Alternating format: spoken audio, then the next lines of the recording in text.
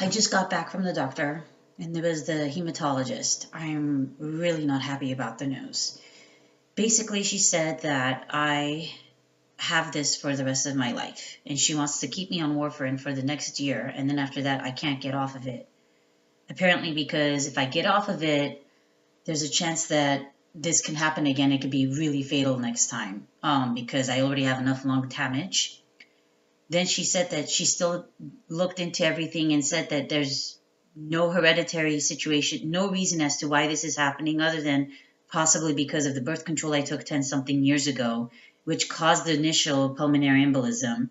That was a shower of blood clots on both lungs, and that caused a lot of tissue damage for both lungs. This part, where I got this shower of blood clots, plus the two big ones on the right side this time, pretty much nailed it. And there's nothing that she can do or nothing I can do at this point, except keep taking warfarin. Woke up this morning with warfarin hangovers again, feeling like I'm pregnant because I was nauseous and I had headaches and just out of it. Anyways, but mentally I'm still fine. I'm great, happy. Everything's going on in my head as in the A mode, but this kind of shit brings me down, of course, obviously. She said, "You look great." I'm like, which is what everybody says, which, yeah, but inside, everything else is just bleh. Anyways, it's so invisible. People don't see it, so they don't understand it. Like, try being me to explain it to them. Anyways, here's the situation. She told me my only other option is to take the other two drugs that are on the market right now. One of them is Xarelto, which has the same problems as warfarin does, except that I don't have to get blood draws, and it keeps the INR stable, the score stable. However, it still has side effects and it's still bad. And if I cut myself, there's the only antidote that they have is supposedly going to the hospital and getting a plasma transfusion so I can survive it. So that scared the bejesus out of me. Then she told me about another drug that's out there that is stronger and better, but the downfall about that situation is it can cause coronary heart disease.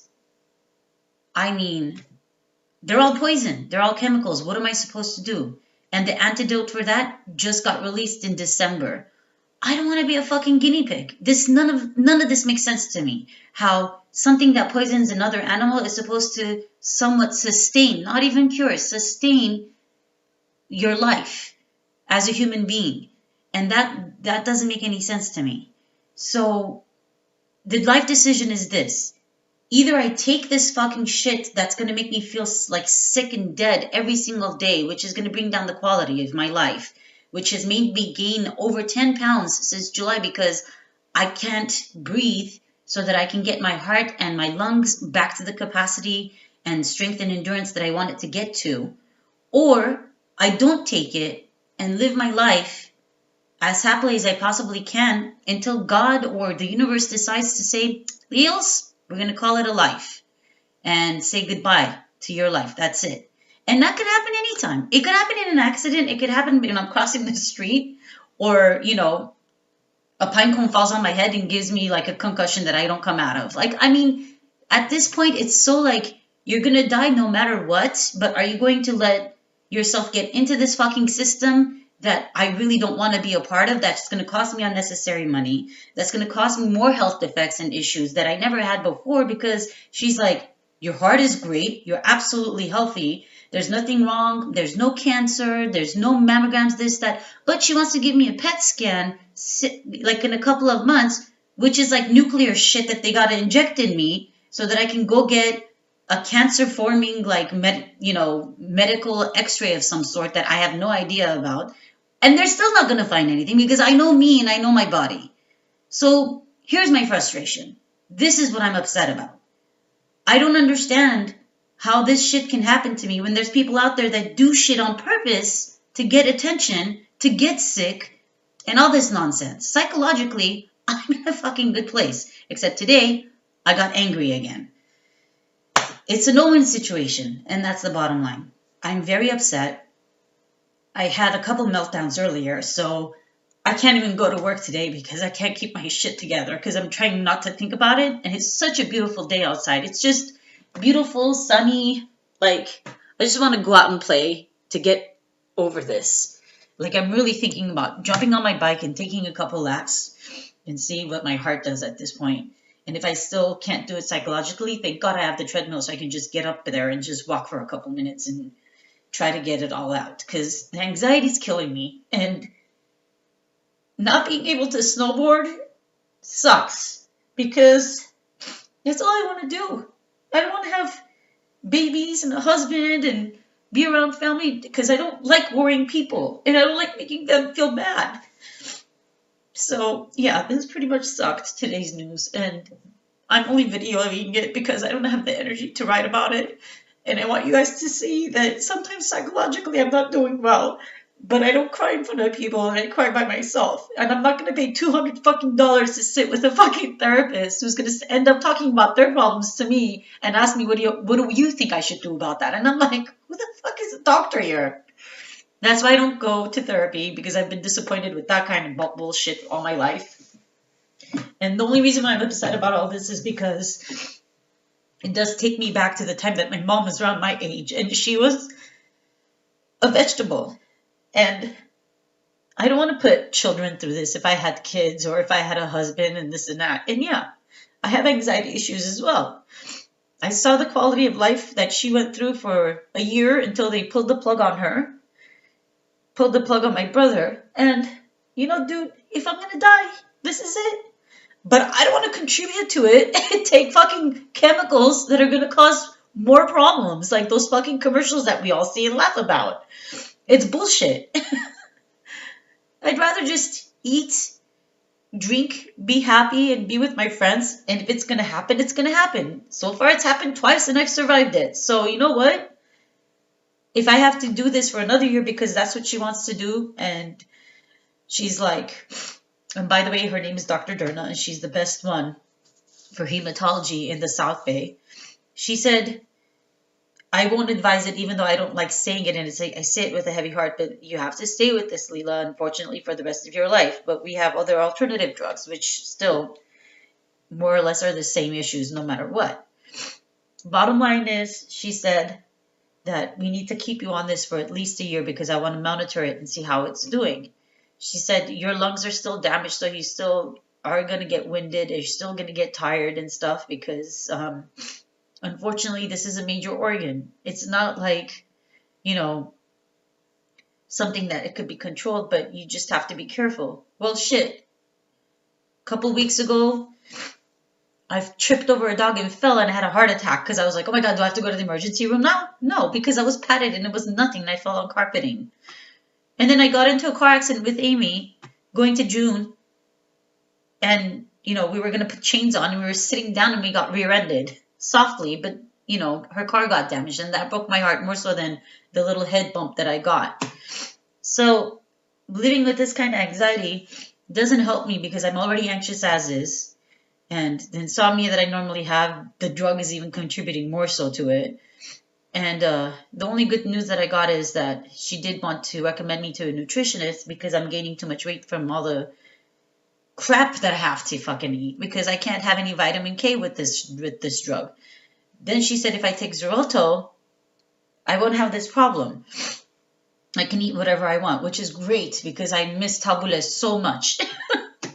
I miss kale, I eat salad, and I just want to go to Soup Plantation and go crazy and just fucking eat all the vegetables because that's what I do. A whole head of freaking iceberg lettuce like chips. That's what I do, and everybody else has the opposite problem.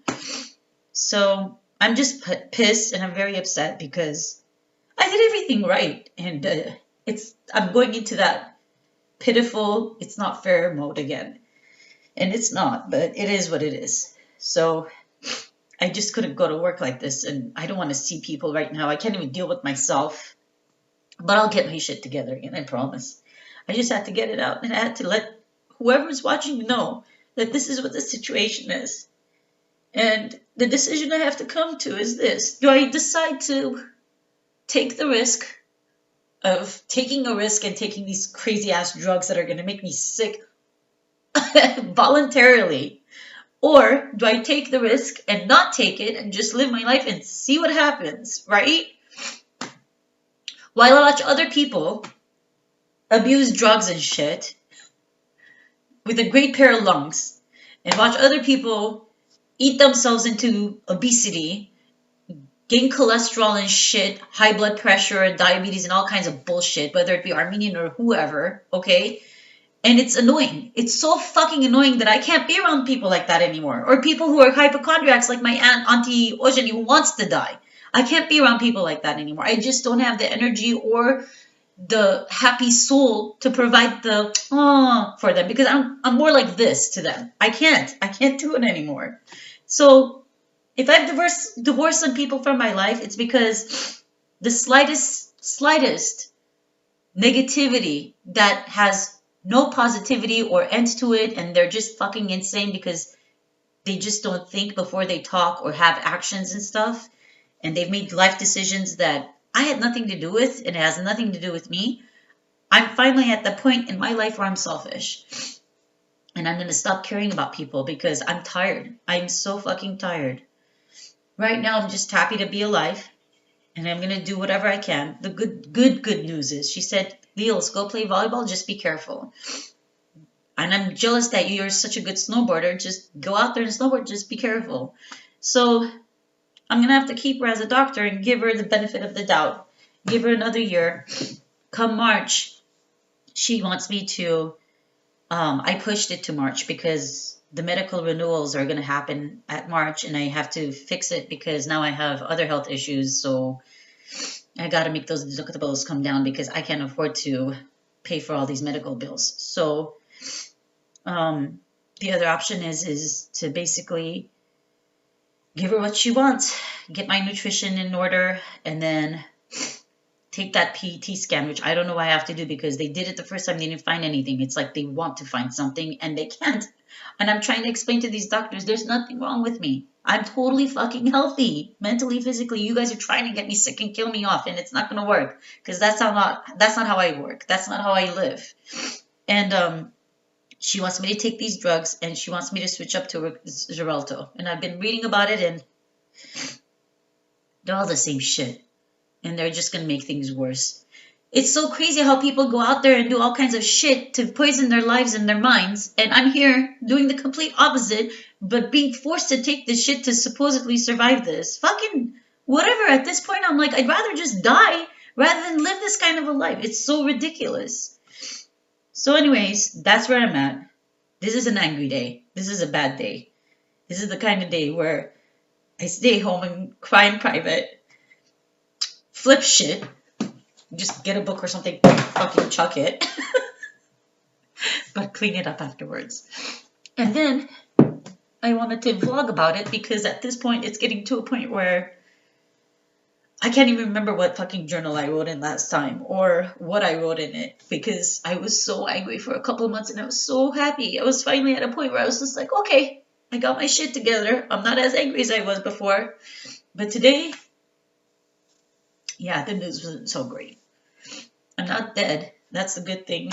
And I'm still grateful for her caring for me.